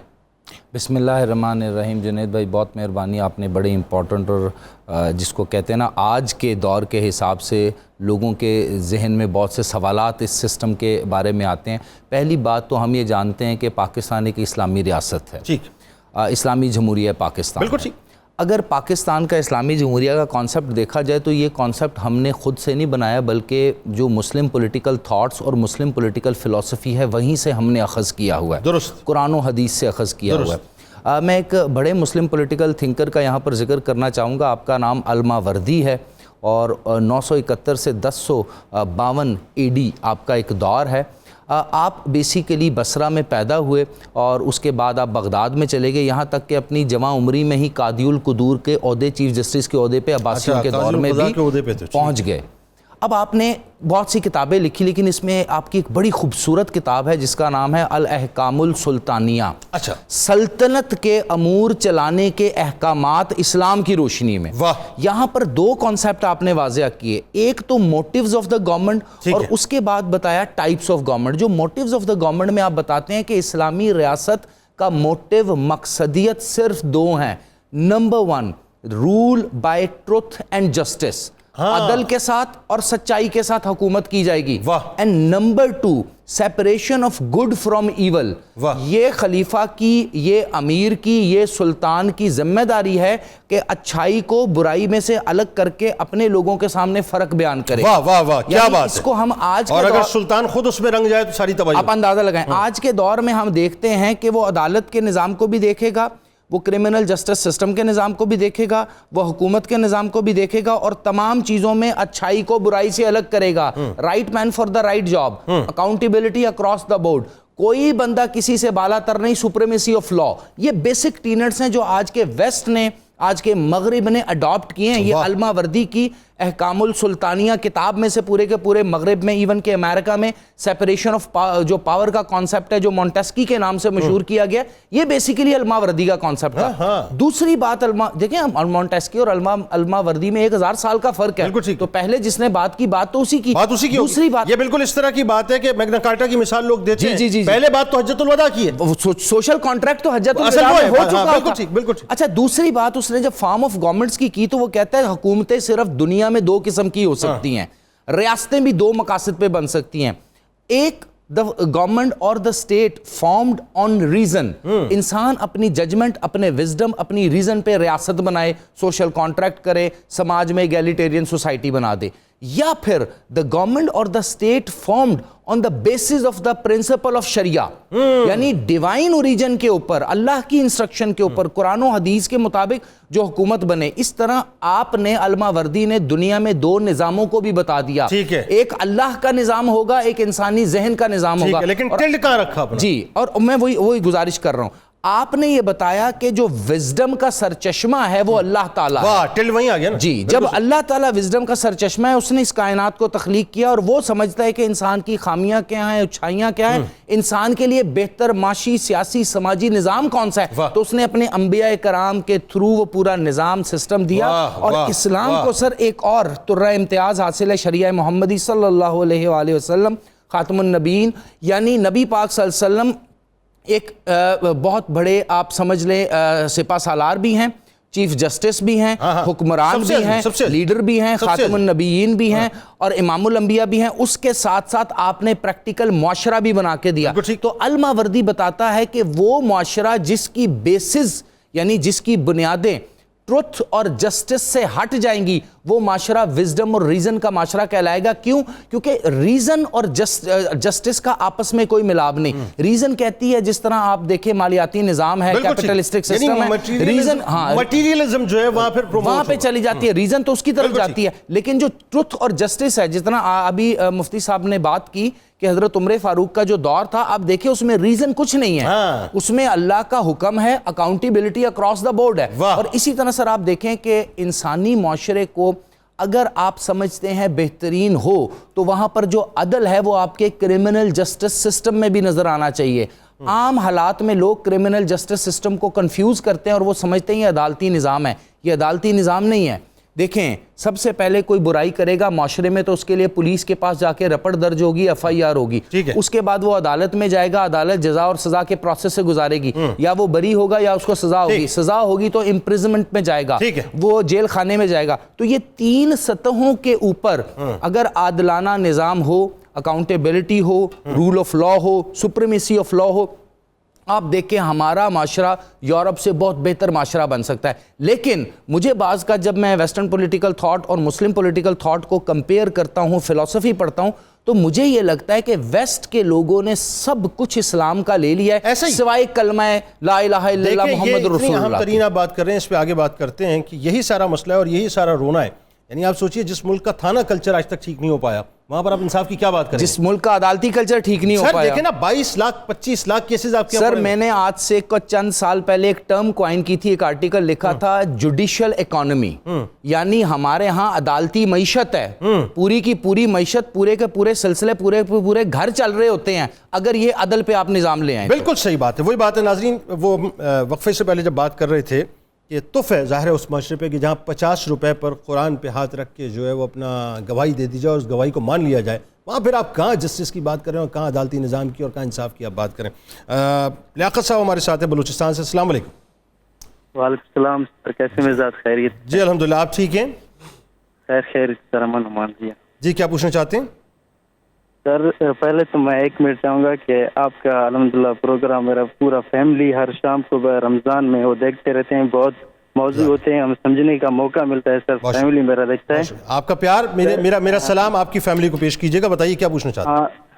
ہاں سر, مہربانی. میں کوئٹہ سے ہوں سر. سوال میرا یہ تھا کہ اسلام کے بارے میں ایک سوال ہے جو سائے سطح سر جو کتابیں ہیں, ہاں سائے سطح یعنی کہ 6 کتابیں, یعنی کہ اس کے بارے میں سر معلوم کرنے, ہر ایک کتاب کی یعنی کہ فضیلت کے لحاظ سے, یعنی کہ پڑھنے کے لحاظ سے یہ کیسے بیان کی گئے ہیں. سیاستہ کے حوالے سے آپ کو بتاتے ہیں, بالکل بتاتے ہیں. بہت شکریہ ان کی فضیلت کیا ہے اور مطلب ان کی ظاہر اہمیت کیا ہے, بالکل آپ کو بتاتے ہیں. ایک اور کالر ہیں شاہ رخ صاحب کراچی سے. السلام علیکم. وعلیکم السلام, آپ کو اور آپ کے تمام معزز مہمانوں کو میری طرف سے رمضان مبارک. جی آپ کو بہت بہت مبارک جناب, فرمائیے کیا پوچھنا چاہتے ہیں؟ میرا سوال تھوڑا سا ایک کہتے ہیں کہ تہ دلی سے سوال ہے کہ ہمارے یہاں جو میرے گھر میں والد صاحب ہیں ان کے ساتھ میری بنتی نہیں ہے. کس کی نہیں بنتی؟ میری نہیں بنتی ذاتی طور پہ. میں سمجھا نہیں. رمضان میں ہمارے مطلب میرے والد صاحب سے میرے تعلقات اچھے. اچھا آپ کے والد صاحب سے آپ کے تعلقات اچھے نہیں ہیں, ٹھیک ہے. جی تو ابھی رمضان کے مہینے میں ہم لوگ ایک ساتھ ایک ٹیبل پہ افطاری بھی نہیں کرتے. وہ اپنے افطاری بھی آپ نے ساتھ نہیں کی ہے؟ ساتھ ایک بار بھی نہیں, پورے رمضان. ہو تو وجہ کیا, وہ ناراض ہیں آپ ناراض ہیں؟ مطلب ان کو ساتھ میں اس طرح نہیں بنتی کہ مطلب آپ کی آواز میں سمجھ نہیں پا رہا. آپ کی کال بڑی امپورٹنٹ ہے, اگر کلیئر تھوڑی سی آواز ہو جائے. میں آپ کو دوبارہ اب سمجھ آ رہی ہے میری آواز کلیئر آ رہی ہے؟ آپ کے والد ناراض ہیں تو آپ کی ایک افطاری بھی ساتھ نہیں ہوئی, تو ناراضگی کی وجہ کیا آپ ہیں یا وہ ہیں؟ مطلب ہم اس طرح ہے کہ مطلب ہمارے تھوڑے سے مالی حالات خراب ہوئے ہیں, اس کے بعد آپ کی آواز سمجھ نہیں پا رہا میں, لیکن یہ بڑا یہ سمجھ لیجئے کہ دکھی سی بات ہے. اور یہ میں تو گزارش یہ کروں گا, مجھے نہیں پتا اصل کیس کیا, سنتا تو میں شاید کامنٹ کر پاتا, لیکن آفٹر آل مطلب تمام باتیں جو کرنے کے بعد اگر میں یہ سمجھوں تو اس کا کرکس صرف اتنا نکلتا ہے, والد ہیں یا آپ ہیں, کچھ بھی ہے, آپ اولاد ہیں, جا کے پیر پکڑ لیں, اس سے اچھی اور کوئی بات نہیں ہے. بس یہ سمجھ لیں, اس کا نچوڑ میں نے آپ کو بتایا کہ کچھ بھی ہو جا کے ان کے پیر پکڑ لیں. ہمارے ساتھ رہیں ناظرین, لوٹ کے واپس آتے ہیں. تو مفتی صاحب سے ظاہر مجھے یہ بھی سمجھنا ہوگا کہ یہ جو آج معاشرے کے اندر ترقی اور تنزل کے معیار کو ہم دیکھتے ہیں, کیا عدل کا ہونا نہ ہونا یہ پیمانہ ہے؟ اور اس پہ ذرا سمجھنے کی یہ بھی کوشش کریں گے کہ اگر معاشرے سے عدل اڑ جائے تو پھر معاشرہ کہاں پر جا کے کھڑا ہوتا ہے. لوٹ کے واپس آتے ہیں.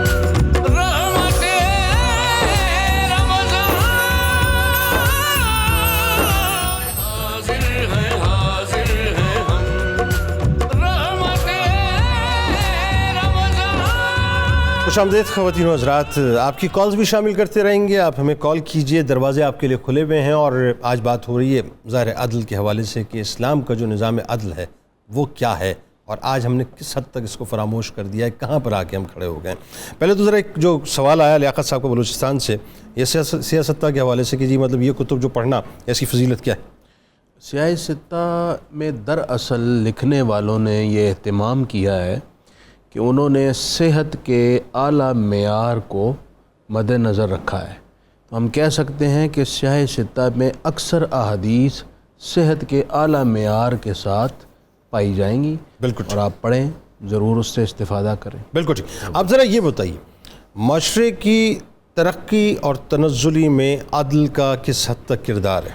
بہت بڑا کردار ہے. وہ معاشرہ، وہ نظام جس میں عدل نہ ہو وہ قائم رہ ہی نہیں سکتا. ٹھیک ہے. مشہور منسوب فرمان ہے حضرت علی کی طرف کہ کفر کی سلطنت تو قائم رہ سکتی ہے، ظلم کی سلطنت قائم نہیں رہ سکتی. آئے ہائے ہائے. عدل کا نہ ہونے کا مطلب ہے ظلم کا ہونا، نا انصافی کا ہونا. جب کسی مظلوم کو انصاف نہیں ملے گا تو وہ قانون ہاتھ میں لے گا. بالکل. وہ اپنا بدلہ اور انتقام پورا کرنے کے لیے قتل و غارت کرے گا، جس سے نظام میں فساد پیدا ہوگا. ایسا ہی ہے. جس اسٹیٹ کے اندر رہنے والے لوگ ہی فساد بپا کر دیں وہ اسٹیٹ کیسے قائم رہ سکتی؟ بالکل صحیح. ایک اور المیہ ہماری سوسائٹی میں یہ ہے، اگر پسند کا اور منشا کا فیصلہ نہ آئے تو کہتے ہیں ہم فیصلہ نہیں مانتے. بالکل. ہم عدالت کے فیصلے کوئی تسلیم نہیں کرتے. بالکل ایسا. حضرت علی رضی اللہ تعالیٰ عنہ کے خلاف فیصلہ آ گیا قاضی شریح کی عدالت میں، آپ نے خاموشی سے تسلیم کر لیا. یہ مولا کائنات کا کتنا بڑا اسٹیچر اس سے واضح ہوتا ہے. آپ دیکھیے کہ عدل کو آپ نے کیسے فروغ دیا. کیسا ہمارا معیار ہے. ایک طرف ان کے فرمان کو کوڈ کرتے ہیں اور ایک کہ جناب عدل سے نظام قائم رہتا ہے، ظلم سے ریاستیں مٹ جاتی ہیں. دوسری طرف حضرت علی رضی اللہ تعالیٰ عنہ تو عدالت کا فرمان تسلیم کرتے تھے. اور یہاں عالم یہ ہے کہ لیڈرز ہی اگر منشا اور مرضی کے خلاف عدالت عالیہ فیصلہ کر دے، عدالت پہ چڑھائی کر دیں گے. بالکل. عدالت کے خلاف پبلک کا اوپینین بلڈ کر دیں گے. ایسے نظام، ایسے ریاستیں چلتی ہیں. حکمت اور تدبر سے کام لینا چاہیے. بالکل. ایک اور بات میں عدالتوں کے سپرد کرنا چاہتا ہوں. اس وقت ہماری جیلوں میں، کیونکہ میرا جیلوں میں کام ہے، آپ جاتے رہتے ہیں؟ الحمدللہ قیدیوں میں جاتا ہوں، ان کے انٹرویوز بھی کرتا ہوں، ان کے جو ہمارے اپنے پالیسیاں ہم کام کرتے ہیں. تو قیدیوں میں بیشتر قیدی ایسے ہیں جو بے گناہ ہیں، جن کے خلاف ناجائز مقدمات بنائے گئے. بیچارے وہ بیل کرانے کے پیسے بھی نہیں ہیں ان کے پاس پیسے بھی نہیں. بالکل صحیح. اپیل کرنے والا کوئی نہیں. اپیل کرنے والا کوئی نہیں. ان مظلوموں کی فریاد بھی سنیں. اسی طرح جن پر دیتیں ہیں اور وہ عرصہ دراز سے جیل میں ہیں، دیت کے پیسے نہیں ہیں، صحیح، ان کو سال بعد ہوتا ہے ثواب دیدی اختیار وزیر اعلیٰ کے پاس، وہ معاف کرتے ہوتے ہیں. سر میں تو آپ کی جو بات آپ نے کی اتنی ریلیونٹ ہے. میں کہتا ہوں جہاں ہمارے یہاں بہت سے فضول کام ہو رہے ہوتے ہیں، یہاں اگر ایک کام اس طرح سے ہو جائے کہ ہماری تمام جتنی بھی قابل احترام عدالتیں ہیں، اگر وہ اس ایشو کو اس طرح سے ٹیک اپ کرے. بات آپ نے بہت زبردست کی اور میرے ذہن میں خیال بھی آ گیا کہ صحابہ کرام رضوان اللہ تعالیٰ علیہ مجمعین کی، بلکہ سرکار علیہ السلام کے دور میں، یعنی جو قیدی ہوتے تھے رمضان المبارک کے آنے سے پہلے، جن کے نرم کیسز ہوتے تھے، انہیں ریلیز کر دیا جاتا تھا. حضور علیہ السلام کا خود فرمان ہے بخاری میں، فک العانی، کہ قیدیوں کو آزاد کرو. تو اس رمضان میں اگر تمام پاکستان کی عدالتیں جو ہیں اس ایشو کو ٹیک اپ کر لیں کہ جتنے بھی جیل خانہ جات میں ایسے قیدی ہیں جن کے اوپر بلا وجہ کے کیسز ہیں، جی ہاں، اگر ان کو ٹیک اپ معمولی کیسز ہیں ان کو ریلیز کر دیں تو کتنا بڑا کام ہو جائے گا. بالکل، یہ بہت بڑا کام ہوگا. وہ قیدی جو سوسائٹی کے لیے